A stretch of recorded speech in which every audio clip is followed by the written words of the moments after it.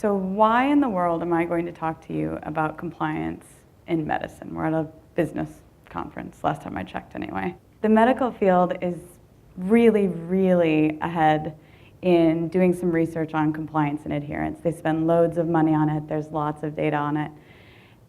And in reading that and then starting to learn things about business and leadership, there are tons of parallels, so many parallels that I feel like we should maybe take a look at this and learn a few things, take it back to work.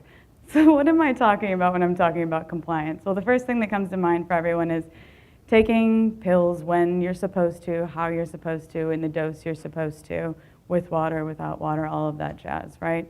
Something that most people don't think about but is considered part of compliance is how much you're telling the truth to your doctor. Are you telling them the whole truth? Are you telling them that I'm not going to the gym at all? I do drink more than 1 glass a week, but are you giving them the entire truth while you're there?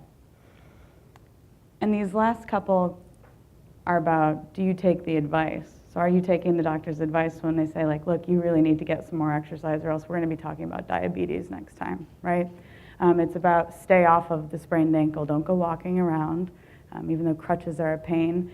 It's about making diet changes when you're asked, those kinds of things. So standing in a business and leadership perspective, we can think about a lot of this as doing the tasks that we're asking you to do in the way that we're asking you to do them, right? At the right time, at the right place. We're talking about honest upward reporting. Are you giving me all the information that I need to do my job to help you, right? And we're also talking about, are you taking my advice for what I'm suggesting you do on a daily basis, on where I'm suggesting you should spend your time or how, those kinds of things. I'm going to talk about 3 factors. There are others, but I'm going to talk about 3 that I think make a lot of sense when it comes to leadership here. So this first one, complexity. If I ask you to take 5 pills a day, do you think you're really going to do that well? If I ask you to take 1 pill a day, do you think you could manage that? Right. Research says, hands down, the more we're asking of people to do, especially when it comes to these kinds of things, taking things at the right time, doing these complex tasks, the less compliance you're going to get. As you make that more complex, the less compliance you're going to get every single time, okay? So when we're talking about leadership, if you don't need to tell people to stand on 1 foot with 1 hand on their head and the other hand, tied behind their back to do a task, don't do it, right? Simplicity in requests. Why? Another factor that really increases compliance is a patient's understanding of why you're asking them to do the things you're telling them to do. So in the exam room, if you understand why the doctor's given you this dose of antibiotics and why it needs to be taken in a certain way at a certain time, you're more likely to do it, right? That makes a lot of sense to most of us. We walk into the workplace, and a lot of times if you ask people why they're filling out a certain form or why they're doing a certain thing, they kind of go, because I think we're supposed to. I don't really know what it does, I just know I'm supposed to do it. So if you're having trouble getting people to complete tasks that are important tasks, that have a good reason behind them, give them those reasons. You may know the reason, they may not. So if you're finding yourself struggling to get some compliance, give them the information. Let them understand why you're asking these things of them. So this last one, how many of you would say your doctor's a pretty nice human being? You like them, all right? Yeah, I kind of expected that. So none of us seem to know where our doctor went to school. We hope it was a medical school. We like to assume that, right?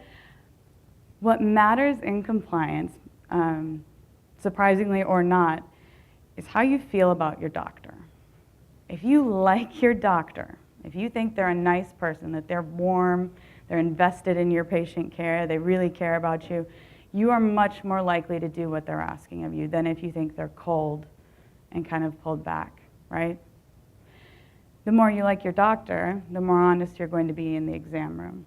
If every time you open your mouth to say, yeah, I haven't made it to the gym lately, you get a lecture, well, none of us are going to open our mouth. The next time we're going to be like, yep, 5 times a week, that was it, This next one is a really pinpointed behavior.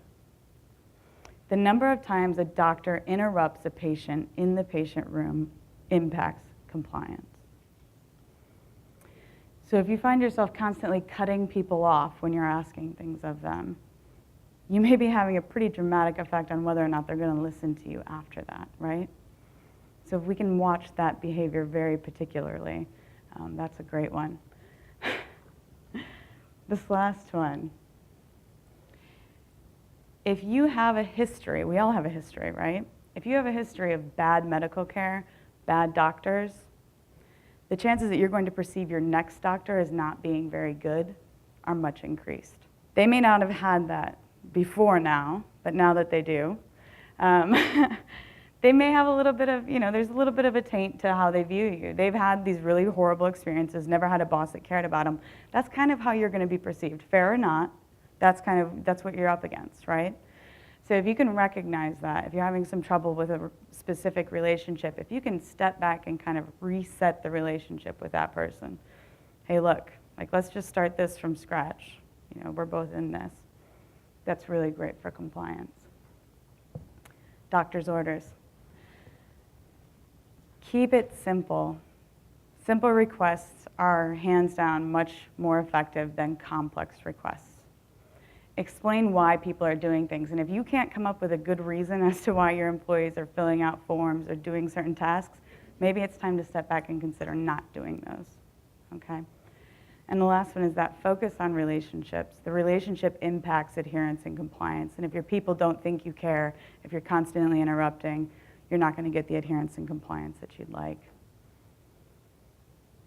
Compliance in medicine starts with the doctor. It starts in the exam room, okay? Compliance in business needs to start with our leadership. Our leadership has to get these simple things right. You have to do these simple things to have any impact on compliance, and you need to do these simple things to create the conditions where your people can be successful. Thank you.